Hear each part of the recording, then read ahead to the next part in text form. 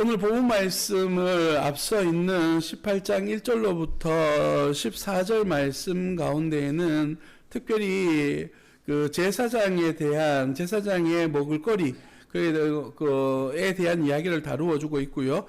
그 이후에 9절로부터 시작하여서는 하나님께서 가증히 여기시는 것들에 대하여 기록하고 있습니다. 9절 말씀을 보시면 내 하나님 여호와께서 내게 주시는 땅에 들어가거든 너는 그 민족들의 가증한 행위를 본받지 말 것이니 라고 그렇게 말씀하고 있습니다. 그러면서 14절 말씀에 보시면 네가 쫓아낼 이 민족들은 길흉을 말하는 자나 점쟁이의 말을 듣거니와 내게는 내 하나님 여호와께서 이 일을 용납하지 아니하시리라 라고 말씀하시고 오늘 본문 말씀이 시작되어지게 됩니다. 무슨 얘기를 하고 싶냐 하면 이스라엘 백성들이 지금 들어가야 될 가나안 땅에는 이미 이방 신들을 섬기는 우상 숭배자들이 있습니다. 그리고 우상 숭배자들의 특징 중에 하나는 무엇이냐 하면 길흉, 내게 좋은 일이 생길지 나쁜 일이 생길지에 대한 질문들을 우상을 숭배하는 이들에게 신접한 이들에게 가서 묻는 일이 흔했습니다. 최근 우리 주변을 이야기해보자면 무당을 찾아간다든지 이런 일들을 통해서 자기 앞날을 물어보는 일들이 성행해 왔던 것입니다. 그래서 이스라엘 백성들이 이제 가나안 땅에 들어가서 그곳에 살게 될 때에 이러한 이들의 문화를 본받을까 하여 주신 말씀이 오늘의 말씀입니다. 우리가 알다시피 하나님께서 가나안 땅에 들어갈 때에 그 땅을 정복하게 될 전쟁은 어떠한 전쟁을 치르라고 말씀하셨습니까? 멸절이라고 하는 말씀을 사용하는데요. 모든 것을 다 태워 없애는 겁니다. 사람이든 가축이든 동물이든 건물이든 다 태워서 없애서 완전히 새로운 곳에서 시작하도록 하나님께서 부르시고 원하시는 겁니다. 왜냐하면 중요한 사실은 이방인들이 섬기는 우상 숭배 속에는 하나님의 말씀과는 전혀 맞지 않은 악한 일들이 포함되어져 있기 때문입니다. 말씀을 계속 이어가면서 다시 한 번 더 다루게 되겠습니다만은 하나님께서 오늘 본문 말씀에서 이렇게 시작합니다. 내 하나님 여호와께서 너희 가운데 내 형제 중에서 너를 위하여 라고 그렇게 말합니다. 선지자는 바로 어떤 사람이냐? 첫 번째 어떤 사람이라고요? 너희 가운데 너 형제 중에서 골라야 된다라고 말합니다. 이게 좀 이중적인 표현입니다. 너희 무리 가운데에서 너의 형제 가운데 이런 뜻이거든요. 말은 그냥 그 무리 가운데 있는 사람 중에 아무나 뽑으면 안 된다는 거예요. 왜냐하면 이스라엘 백성들이 광야길로 나올 때에 이 순수한 이스라엘 백성들만 나온 것이 아니고 그 당시에 이방인들도 포함되어져 있었습니다. 그리고 중간중간 이동해 오는 과정 속에서 혼합된 민족들이 포함되어져 있는 겁니다. 그래서 하나님의 선지자, 하나님의 말씀을 전하는 사람은 어릴 적부터 하나님의 말씀에 대한 훈련이 되어져 있고 그리고 하나님의 역사에 대한 인식과 이해가 있는 그를 선택해서 선지자를 세우도록 그렇게 요구하고 있는 겁니다. 바로 하나님에 대한 이해와 지식이 풍성해야 된다라고 하는 것을 이야기하는 것이죠. 그리고 두 번째 무엇을 이야기합니까? 그 선지자는요, 바로 너를 위한 선지자가 되어져야 된다라고 말합니다. 하나님 앞에 부름받아서 하나님의 선한 일을 하는 사람들은 자기 이익과 자기의 욕심을 위해서 하는 사람이 결코 아니다는 겁니다. 제가 가끔 여러분 앞에서 설교할 때에 예를 들었던 무당 이야기를 가끔 합니다. 무당 가운데는 표현이 죄송합니다. 예수 무당도 있습니다. 간판에다 남자는 장로, 여자분들은 권사 이런 거 붙여놓고 와서 물으면 그를 위해서 기도해 준다는 거예요.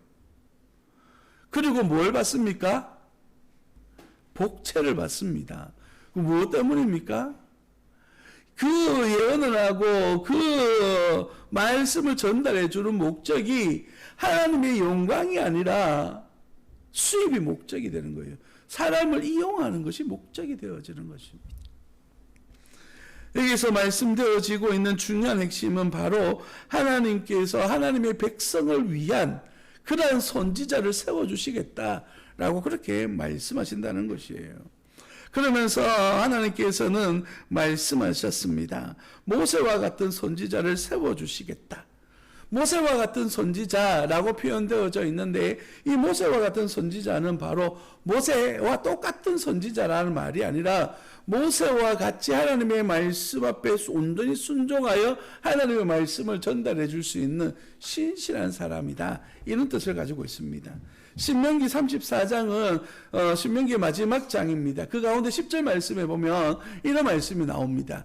그 후에는 이스라엘에 모세와 같은 선지자가 일어나지 못하였나니 모세는 여호와께서 대면하여 아시던 자요라고 그렇게 말합니다.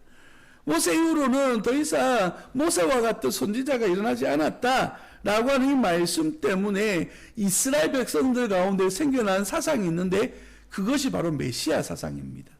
메시아 사상이라고 하는 것이 바로 이런 모세와 같은 선지자를 하나님이 보내주실 것이다 라고 하는 소망과 기대를 가지고 살아가는 것, 이것이 바로 메시아 사상이에요. 예수님께서 이 땅에 오셔서 세례 요한이 예수님을 향하여 하신 말씀이 무엇입니까? 회개하라, 천국이 가까웠다 라고 선포하면서 예수 그리스도의 날을 선포하고 있습니다. 세례 요한이 하나님의 영광된 일들을 하고 있을 때 네가 그 선지자냐? 라고 물어보았을 때 나는 아니다. 그들 가운데 예수님을 선지자를 기다려왔다는 거예요. 메시아를 기다려왔다는 것이죠. 그때 예수님께서 오병이어의 기적을 일으키시고 그 모습을 본 유대인들은 이는 참으로 세상에 오실 그 선지자다라고 그렇게 말합니다. 뿐만 아니라 베드로, 요한이 성전 미문 앉아 있는 그러한 안전병을 일으키시고 바로 예수 그리스도가 바로 우리가 기다려온 선지자다라고 그렇게 말씀하십니다. 오늘 본문 말씀은 바로 이렇게 예수 그리스도까지 연결되어지는 우리에게는 굉장히 중요한 본문이 바로 오늘 본문의 말씀입니다. 모세와 같은 선지자, 그는 과연 어떤 사람인가? 본문 말씀을 계속하여 살펴보면 이렇게 이야기합니다. 너를 위하여 나와 같은 15절입니다. 너를 위하여 나와 같은 선지자 하나를 일으키리니 너희는 그의 말을 들을지니라. 아멘. 첫 번째 뭘 이야기하냐면 선지자를 세웠다면 그 선지자의 말을 들어야 된다라는 것이에요. 여러분, 선지자는 제사장과 조금 다른 결이 다릅니다. 제사장은 그 직분이 세습되어집니다. 레위인 가운데에서 하나님의 사람으로 선택된 그들이 제사장으로 세워지게 되고 그 직업은 세습되어져서 그 지방 가운데에서 제사장이 세워지도록 되어져 있습니다. 선지자는 달랐습니다. 선지자는 하나님의 때에 하나님께서 필요로 하시는 사람을 그 순간에 선택하여 들어 사용하셨던 것이에요. 완전히 다른 개념이고 하나님께서 필요적절한 사람들을 필요적절한 때에 불러주셨기 때문에 그 권위가 어디에 있습니까? 하나님 앞에 있는 것이에요. 사람들이 잘못하고 사람들이 죄를 지으면 하나님의 말씀 안에서 재판장을 세워서 그들을 재판하도록 요구하십니다. 그러나 선지자는 하나님 앞에 잘못되어졌을 때에 오늘 본문 말씀에서도 말하고 있는 것처럼 반드시 죽을 것이다 라고 그렇게 말합니다. 20절에서 그 선지자는 죽임을 당하리라 라고 그렇게 말하죠. 하나님의 심판이 바로 있다 라고 말하는 것이에요. 그래서 15절에서 말하는 너희는 그의 말을 들을지니라 라고 하는 말씀 속에는 하나님의 권위가 포함되어져 있다는 것을 의미합니다. 이 말은 다시 말해서 우리가 그 말씀을 들었을 때에 듣고 순종해야 될 의무가 있다라고 하는 것을 이야기하는 것이에요. 여러분, 그 말을 들을지니라 라고 하는 단어가 14절에도 나옵니다.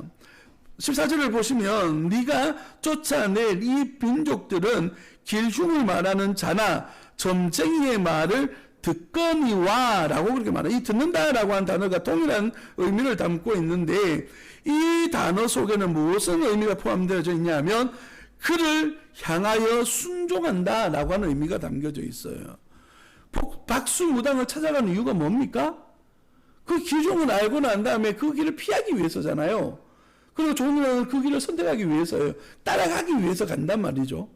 마찬가지로 하나님의 말씀이 우리에게 선포되어지는 것은 그 말씀을 듣고 우리 또한 순종해야 될 의무를 가진다는 것을 이야기하는 겁니다. 여기에서 중요한 것이 등장하는데 뭐냐면 바로 누구의 말을 들을 것이냐. 들어야 된다는 말은 동일하지만 누구의 말을 들어야 되느냐는 전혀 다른 문제를 일으키는 겁니다. 세상 사람들의 말이나 박수무당의 말이나 흔히 말하는 영험한 사람들, 흔히 말하는 또한 위대한 지도자들의 이야기를 들을 것인가, 아니면 하나님의 말씀을 들을 것인가. 우리는 하나님의 사람으로서 하나님의 말씀을 듣는 그런 하나님의 사람들이 되어야 될 줄 믿습니다. 그러면서 16절에 이 일이 어떻게 시작되어졌는지 기원에 대하여서 이야기합니다. 16절 말씀을 다 같이 한번 읽어보도록 하겠습니다. 이것은 곧 내가 총회의 날에 호렙산에서 내 하나님 여호와께 구한 것이라.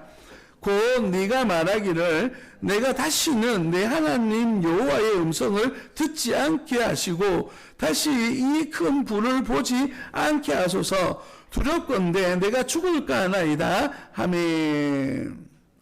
여러분 16절에서 선지자가 어떻게 시작되어졌는지에 대해서 이야기합니다. 출애굽 이후에 이스라엘 백성들은 시내산에서 하나님의 음성을 들었습니다. 그래서 이스라엘 백성들 가운데에서 모세와 지도자들을 불렀습니다. 그리고 그들이 산 중턱에까지 올라가서 하나님 앞에 성견하고 그 말씀을 기다리는데 하나님께서 임재하시며 말씀하셨어요. 그리고 불같은 그런 능력을 경험하게 되니까 이스라엘 백성들이 무서워 떨기 시작했습니다. 그래서 모세에게 한 말이 오늘 이 말씀이에요. 뭐라고 이야기합니까? 내 하나님 여호와의 음성을 듣지 않게 하라 라고 그렇게 말합니다. 직접 들을 수 없다라고 그렇게 말하죠. 여기엔 두 가지 의미가 포함되어 있습니다. 첫 번째는 뭐냐면 하나님의 영광 자체가 너무 두려운 겁니다. 그래서 내가 다가갈 수 없는 공포와 두려움이 내게 사로잡히는 것이에요. 이게 첫 번째이지만 정말 중요한 것은 두 번째예요. 뭐냐면 하나님 앞에 서니까 내 실존적인 모습이 드러나는 거예요. 이스라엘 백성들이 하나님 앞에서 어떠한 삶을 살아왔는지가 그대로 드러나는 겁니다. 그러니까 하나님 앞에 다가가고 하나님의 말씀을 듣는 것이 두렵고 떨릴 수밖에 없는 것입니다. 마치 베드로가 밤새도록 물고기를 잡고 한 마리도 못 잡았을 때에 예수님께서 다가오셔서 무엇을 요구하십니까? 배를 빌려달라고 합니다. 그리고 말씀을 전하시고 난 다음에 깊은 곳에 가서 그물을 던져라. 그리고 많은 물고기를 잡은 베드로가 첫 번째 한 고백이 뭐냐면 주님 나를 떠나소서. 나는 죄인입니다 라고 하는 거예요. 주님을 온전히 발견하게 되면 발견하는 것이 내 자신의 모습, 내 실존의 모습을 발견하기에 이스라엘 백성들은 하나님의 영광을 발견하자마자 하나님 앞에 다가갈 수 없는 존재라는 사실을 깨닫게 된 겁니다. 그래서 하나님 앞에 요구하는 것이에요. 하나님 직접적으로 내게 말씀하시지 마시고 하나님께서 특별히 선별하여 세우신 사람에게 그에게 말씀해 주세요. 모세와 같은. 그래서 이스라엘 백성들 가운데에 선지자라고 하는 제도가 그렇게 해서 생겨나게 된 겁니다. 여기서 하나 더 짚고 넘어가야 될 것은 무엇이냐면 하나님 여호와께 구한 것이라 라고 그렇게 말하는데요. 여기 여호와께라고 하는 단어는 여호와 더하기 함께라고 하는 단어가 포함되어져 있습니다. 하나님께서는 이스라엘 백성들에게 말씀을 주실 때에 너희와 함께하고 싶어라고 하는 다가오심이 있었어요. 하나님의 다가오심. 그런데 이스라엘 백성들은 자기 자신을 발견하게 되니까 하나님의 다가오심을 받아들이지 못하는 거예요. 그래서 어떻게 하는 겁니까? 한 걸음 더 물러서는 거예요. 하나님의 은혜의 말씀, 하나님의 은혜와 하나님의 사랑이 내게 다가오는데 그 은혜를 붙들고 하나님의 말씀대로 살아가야겠다라고 하는 다짐보다는 한 걸음 뒤로 물러서면서 하나님 부담스럽습니다. 그래서 나 말고 중간에 한 사람을 세워달라라고 말해요. 여기에는 또 다른 영적 의미가 담겨져 있습니다. 그렇게 세워진 선지자의 말을 우리는 어떻게 해야 됩니까? 하나님의 말씀으로 받아들여야 되기는 하지만 그 말 속에 하나님의 말씀이 아닌 것을 또 담길 수 있기 때문에 분별이 들어가야 됩니다.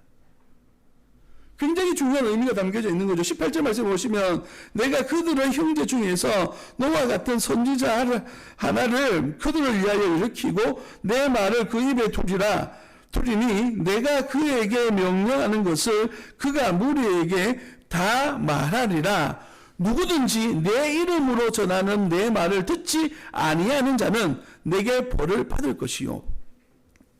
말씀을 전했는데 하나님의 직접적인 말씀이 아니니까, 한 사람을 거쳐서 오는 말씀이니까 그 감도가 떨어지는 거예요. 그래서 그 말씀에 대하여서 순종할지 말지를 스스로가 결정하는 겁니다. 그래서 하나님께서 말씀하여 주십니다. 내가 세운 선지자의 말을 듣지 않으면 어떻게 한다고요? 내게 벌을 내릴 것이다. 나의 벌을 받을 것이다. 라고 그렇게 말하는 겁니다. 여기 이 단어 속에는 내가라고 하는 단어가 포함되어져 있습니다. 원어에는 내게 벌을 받을 것이요 라고 되어져 있는 원어는 내가 그에게 찾을 것이요 라고 그렇게 말합니다. 내가가 두 번 등장하고요. 그리고 벌을 받는다라는 표현보다는 내가 너를 찾아낼 것이다 라는 표현을 써요. 여기서는 사냥꾼이 쓰는 단어와 똑같은 단어를 씁니다. 사냥꾼이 사냥감을 찾아가듯이 네가 내 말에 불순종하면 내가 너를 반드시 찾아가서 그에게 책임을 묻겠다 라고 말하는 것입니다. 선지자의 권위가 이렇게 하나님의 권위로 세워지고 하나님 말씀에 대한 순종해야 될 책임이 우리 가운데에 주어졌습니다. 그런데 문제는 뭐냐면 그 말씀에 대하여 정말 하나님의 말씀인지 아니면 사람 자유에 의한 말씀인지, 오늘 본 말씀에는 다른 우상에 의한 말들도 선지자가 전한다라고 말합니다. 누구의 말인지 어떻게 분별할 것이냐? 하나님께서는 아시고 모세를 통하여 말씀하여 주십니다. 어떻게 알게 된다고요? 22절 우리 다 같이 한번 읽어보도록 하겠습니다. 22절입니다. 만일 선지자가 있어 여호와의 이름으로 말할 일에 대해 증언도 없고 성취함도 없으며 이는 여호와께서 말씀하신 것이 아니요 그 선지자가 제 마음대로 한 말이니 너는 그를 두려워하지 말지니라. 아멘. 여러분, 굉장히 중요한 말이에요. 우리가 받아야 될 말씀 가운데에 우리가 하나님의 말씀을 받잖아요. 우리는 직통계시를 받는 사람들이 아닙니다. 하나님께서 세우신 하나님의 사람을 통하여 말씀을 전달받아요. 그리고 하나님의 말씀인 성경을 통해서 우리가 받는단 말이죠. 그러면 그가 전하는 말씀이 정말 하나님의 말씀인지 아닌지에 대한 분별을 우리는 반드시 해야 된다는 것입니다. 이런 필터링 없이 하나님의 말씀을 듣는 이들이 이단에 넘어가기가 쉬워요. 잘못된 가르침에 넘어가서 잘못된 사상 속에 살아갈 수가 있는 것이에요. 성도 여러분, 우리는 하나님의 말씀을 듣는 것이지 어떤 사람을 추종하고 그 사람을 따라가는 것이 아닙니다. 그저 전달되어지는 중보자로서 세워진 일을 그저 하나님의 사람으로 존경하고 또 따라갈 수는 있지만 그 이상으로 넘어가서는 안 된다는 것이에요. 그래서 오늘 말씀 속에서 이렇게 이야기합니다. 내 이름으로 말하고 있지만 이라고 말해요. 하나님의 이름을 가지고 전달하고 있지만 실제로는 그렇지 않다는 것이죠. 예레미야 14장 14절 말씀에 보면 이렇게 이야기합니다. 마지막 때죠. 이제 이스라엘 백성들이 멸망할 당시에 주신 말씀입니다. 여호와께서 내게 이르시되 선지자들이 내 이름으로 거짓 예언을 하도다. 나는 그들을 보내지 아니하였고 그들에게 명령하거나 이르지 아니하였거늘 그들이 거짓 계시와 점술과 헛된 것과 자기 마음의 거짓으로 너희에게 예언하는도다. 그럴싸한 말로 우리 귀에 들려준다는 말이에요. 다음으로 넘겨주시면 23장 32절 말씀이 나옵니다. 여호와의 말씀이니라 보라 거짓 꿈을 예언하여 이르며 거짓 헛과 헛된 자만으로 내 백성을 미혹하게 하는 자를 내가 치리라. 내가 그들을 보내지 아니하였으며 명령하지 아니하였나니 그들은 이 백성에게 아무 유익이 없느니라. 여호와의 말씀이니라.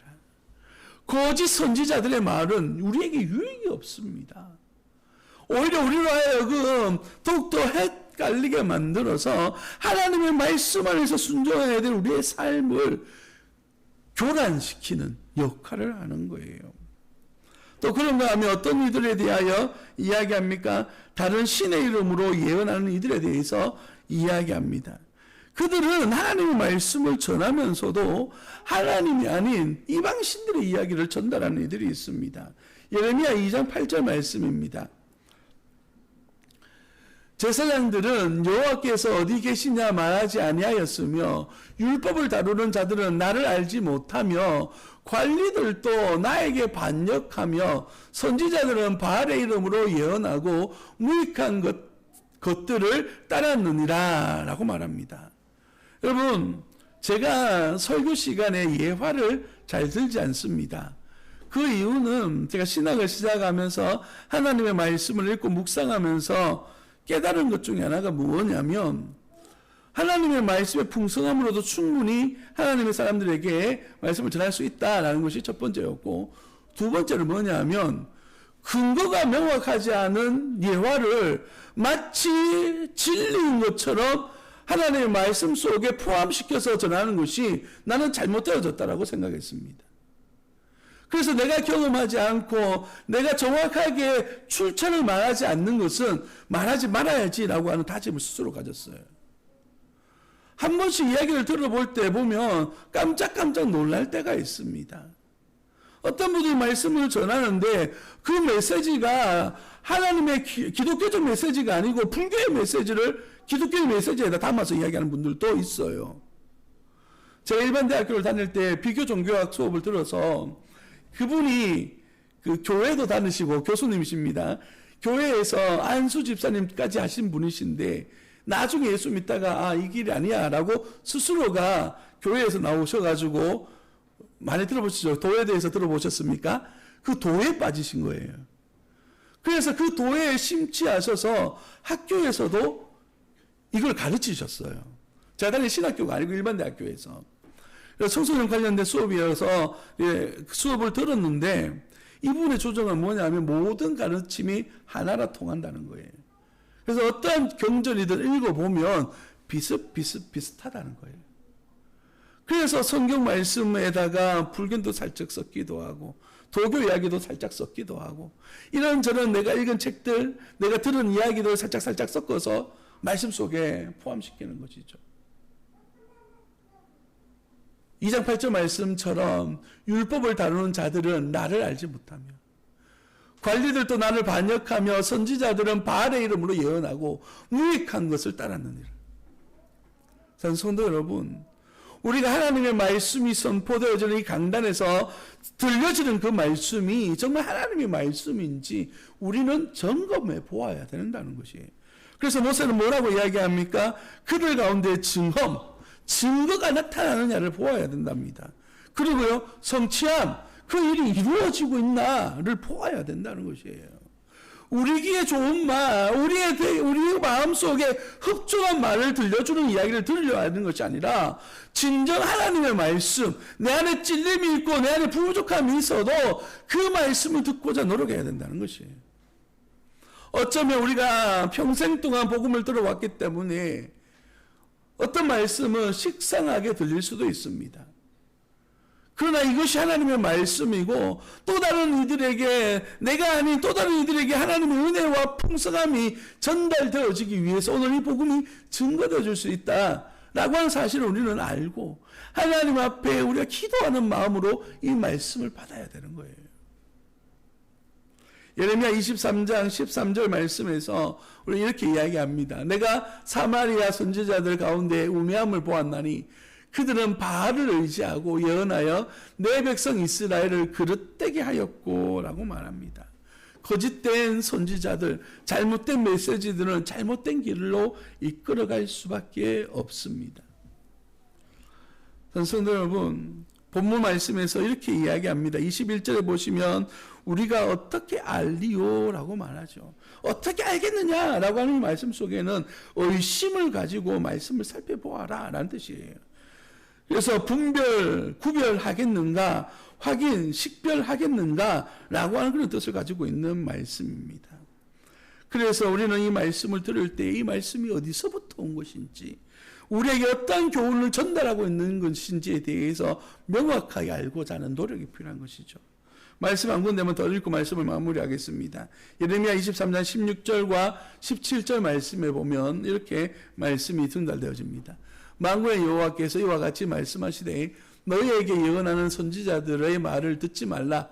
그들은 너희에게 헛된 것을 가르치나니 그들이 말한 묵시는 자기 마음으로 말미암은 것이요 여호와 입에서 나온 것이 아니니라. 항상 그들이 나를 멸시하는 자에게 이르기를 너희가 평안하라 여호와의 말씀이니라 하며 또 자기 마음이 완악한 대로 행하는 모든 사람에게 이르기를 재앙이 너희에게 임하지 아니하리라 하였느니라 라고 말합니다. 거짓 선지자의 특징이 무엇입니까? 너희에게 평강하라 평강하라고 말해요. 뿐만 아니라 우리가 잘못된 길을 가고 있을 그때에도 하나님께서 용서해 주실 거야 라고 말씀하신대요. 산성도 여러분, 하나님의 말씀은요 좌우의 날선검보다 예리하다고 했습니다. 심령골수를 찔러 쪼개는 말씀이에요. 우리 가운데 하나님께서 우리가 잘못된 길, 잘못된 선택, 잘못된 방향성을 잡은 것에 대하여서 말씀하여 주시는 것이, 이것이 바로 선지자의 직분이고 온전하신 하나님의 선지자가 감당해야 될 책무라는 것입니다. 이 말씀 앞에 목사는 겸손하게 나는 이러한 말씀 앞에 올바르게 서 있나 라고 하는 부분들을 돌아보며, 또 우리 말씀을 듣는 성도님들은 강단에서 선포되어지는 말씀이 정말 하나님의 말씀인가 분별할 줄 아는, 그래서 하나님의 말씀 앞에 아멘 순종하고 하나님 앞에 영광 올려드리는 믿음의 자녀들이 되시기를 예수님 이름으로 축복합니다.